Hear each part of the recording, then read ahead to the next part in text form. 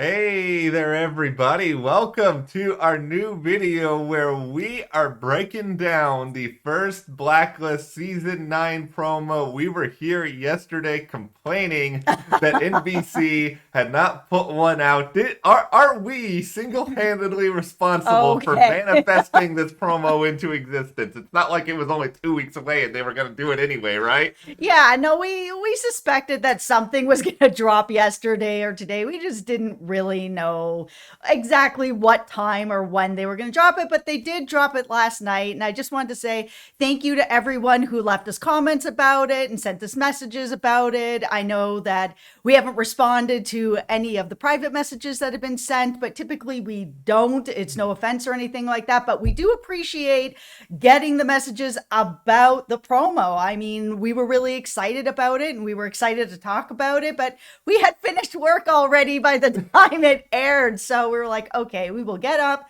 have our breakfast, have a coffee, come on and talk to you guys about it. Yeah. We are really excited. Even though it's short, there's a lot of stuff in there. Yeah. Which, by the way, first complaint. Why is it so short? Like, this is a legacy show for you guys, NBC. I know I was complaining about not getting a promo, and now I'm complaining about getting a promo. But I know you can see yourself out. come on. I What is? know. You take 15 seconds away from some other nonsense that you guys are doing, and just give us a little something more here. Yeah, but before we get into this, make sure you hit that subscribe button. We will be here every Thursday after the show doing a review for you guys. We will also have previews throughout the week, so make sure you hit that subscribe button and follow us over on Instagram at Matt and Jess TV. It is Matt's birthday coming up, and we're going to have birthday celebrations all on Instagram all weekend long, so make sure you follow us. One other thing that I'm really excited about. When we do you. Okay, he's talking about Netflix. You. That is what is happening. Okay, listen.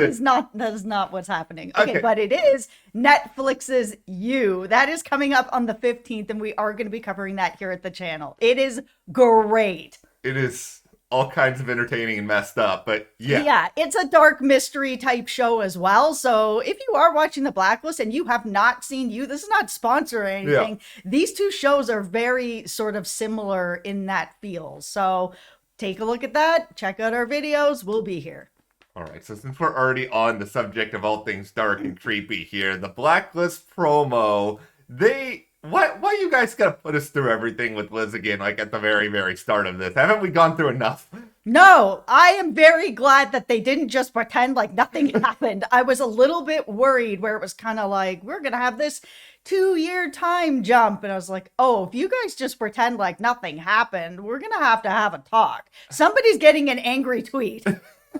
So it is, and it'll be the Blacklist account who hasn't tweeted since June. Yeah, I wonder what they're doing over there. Somebody at NBC just not even bothering to check it anymore. No, they should give it to us, as you said. We'll take over that Blacklist account. Maybe they were like a really diehard Liz Keane fan, and they're just like angry, and they're not posting out of solidarity. I don't know. Yeah, it is kind of around the same time, so. Yeah, okay, so the promo starts, and there's just like a few seconds that is sort of that flashback to everything that happened with Liz and her death, and I think it's clearly, in addition to like them not wanting us to forget about it, I'm sure it's just sort of resetting the table, or if there are already newer fans out there, then spoiler alert, you get to find out what happened to Liz. Yeah, well, okay, we're 8 seasons in. If you're not caught up, I feel like, they can't be on everybody else's watching schedule. No, I don't blame them for that. I do think it is kind of a cool way to sort of start that off. It reinforces kind of like the graphic novel style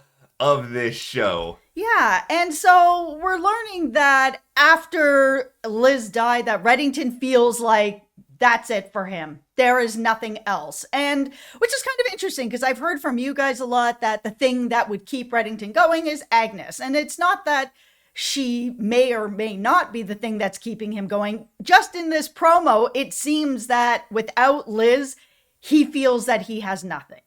Yeah, I was a little bit surprised that it seems like he is just completely like off the grid. It doesn't seem like he's up to like any crazy shenanigans. And I know, we're reading into just a few seconds of footage, and But that's what we do here at this channel. That's right. We're doing a 10 plus minute video on like 15 seconds worth of footage. So Listen, there was a lot in there. There was a lot in there, and it is nice to have like some sort of verification that Reddington is kind of, I don't want to say he's like fully out of the criminal game or whatever, but like I wondered a lot over these past few months, like, is he just going to start a new enterprise? Is he going to regroup and kind of dive into, his quote unquote work to distract himself somehow?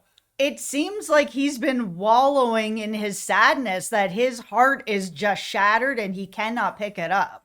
It does make a little bit of sense, given that, we saw Cape May, where after he thought Liz was going to be dead, I think the question, of course, became, okay, well, how long would Reddington be in mourning? There wasn't a lot of time in season 3 in the end for him to be in mourning that long. It makes sense. He's put 30 years. This is his 30-year project of making sure that he protects Liz, the person that he, truly deeply loves. And then he feels that he has failed at it. I'm sure that he is heaping guilt upon his own shoulders, and his whole world is just falling apart. It's very difficult. I mean, grief is a very complicated thing. Some people are able to move forward a little bit quicker, some people a little bit longer, some people never.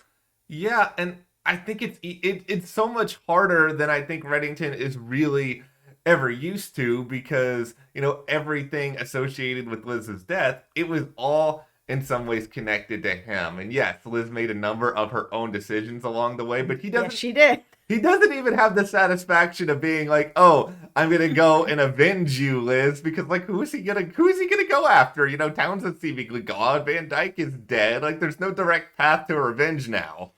Okay, so the person that ends up seemingly reaching out to him is Ressler, which makes me more worried for Cooper again, because we did talk about this in yesterday's video, that the synopsis says that someone's going to get hurt in the line of duty, and that is going to bring Reddington out. And if Cooper's not making that call and Ressler's making that call, I'm extra worried here about my man Cooper. Yeah, because Cooper's got that long-term relationship with Red. It seems like he's the leader, he's the face of the disbanded task force. So, like, wouldn't he want to say something? It also makes sense that Ressler would be the person to reach out to Reddington, and it's because their love of Liz is a little bit different than the task force. Now, before you all come for me in the comments, I am not saying that the rest of the task force, Cooper, Aram, Park, everyone else, Samar's not even on the show anymore, didn't love Liz, because they all did, and they all did to different degrees. However, I feel that Reddington and Ressler had a different, deeper type of love with her. I mean, Ressler was romantically involved with her. It looks like Reddington was her parent. There is a very different, deeper type of love with these two relationships. And Ressler and Reddington, whether they like it or not, are connected in a very deep way because of how deeply they felt for her. Can I say deeply any more times? Yes, I can. Deeply. See, I do think it does make a lot of sense. Also, just because Ressler and Reddington, they haven't always been BFFs over the years. And they do think a lot differently, but I think they both also recognize each other's skill set, and I think they're well aware of the value that they bring to certain situations. And of course, one of the big questions that I am kind of thinking about here is, Ressler, was the beard a deliberate choice? Are you trying something new out? Is this just a symbolism for your grief? What are you, thumbs up or thumbs down on the Ressler beard? Thumbs up. 2 thumbs up. 10 out of 10 on the beard. I really liked it. He looked almost like a completely different person. Yeah. He's always sort of had this, aura about him, that he's sort of like this Boy Scout and clean shaven, even though we know that that's not the case. And seeing him just look more, I don't know, ragged, little beard going on. 10 out of 10 on your beard, Ressler. I like it. Yeah, I like it too. I like how it shows a little bit of evolution. I'm disappointed there's no Aram in the promo. I'll say that, and then I'll move on.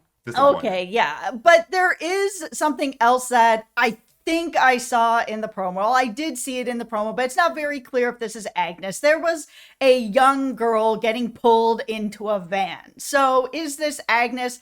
I would assume probably because, why show that in the promo unless they're just like action, action, action. You got people running through the park and guns a-blazing and someone getting pulled into a van. But I was like, okay, well, it's a young girl, but if it's Agnes, they've aged her up quite a bit because, I've been guessing that she's probably, I don't know, 6 or 7, especially the way that she was talking, Mr. Pinky and the princess. I'm like, okay, so she's probably 6 or 7. That makes sense. 7's even kind of pushing it. The person that looks like they were being pulled into that van, if this is only a 2-year time jump, they would only be like maybe 8 or 9. Yeah. This person looked like they were 10 or 11 or maybe even 12. It was really hard to see, but they looked like they had been aged up. To be fair, it was a quick second where I was kind of like, maybe Agnes? Ooh, maybe too old. Yeah, it's so quick that when I first saw this promo, I didn't even notice that it happened, and it could. Stop. Okay, you see, you've got the big brain stuff going on here. See, big brain. Yeah, so I was trying to sort of think a little bit about this after the fact and be like, okay, if this is Agnes, why would she be getting kidnapped? Somebody could just be out once again to make Reddington angry or anything. I just hope that no matter what they're doing, that Agnes does have a point in that either this is Agnes or they have some other interesting thing and they're not just like, oh, Agnes is off living with Mrs. French now, and they just like completely write her out of the show and nobody cares. They can do anything else except have Agnes kidnapped. Like, I just don't want to see this storyline. It's a really tired storyline. It's almost like when you have a kid and you just don't really know what to do with them on a crime show, they always get kidnapped. Always. And so I would like to not see that happen. She doesn't need to just go live off with Mrs. French somewhere. She can still be involved in some way through a relationship with Reddington and Aram and other people. She doesn't need to be kidnapped. It just feels like, I've seen this many times, and this show is smarter than that. Hasn't the kid been through enough at this point? It is like, Tom is dead, Liz is dead, like she's been off living with all these random people. Also, it's just, if we're going to be moving into this new era without Liz, then let us just move into that new era without Liz. You don't necessarily need to keep Agnes as sort of, now she needs to be protected. It's just like, okay, can not all the women on this show just need to be protected by all the men all the time? Yeah. Like, she's a young girl. There are lots of people that can be around her, that love her, that will care for her, that can keep her in hiding. She doesn't need to have, like Liz had, a 30-year project with like 8 secret spies that have to protect her from, we don't know exactly. So it doesn't need that, whatever was going on with Liz of why she had to be protected since she was little, now all of a sudden is the burden of Agnes. I don't want to watch it just go over to her. So here's the good news. Less than 2 weeks. I know. Blacklist season 9 is here. We will be here discussing all about the premiere. We'll, of course, have more stuff along the way. But now we have to hear from you guys. You've watched this 15-second promo. Maybe you have done the Jess strategy of the start and stop and really getting all these little details. That's right. How deeply are you excited for this premiere? Is that a question or a humble brag? Anyway. I said that I would say deeply again, and here we are. There we go. Let us know all of your theories, your thoughts in the comments, and give this a like, subscribe. Thank you guys for watching. We'll see you here next time.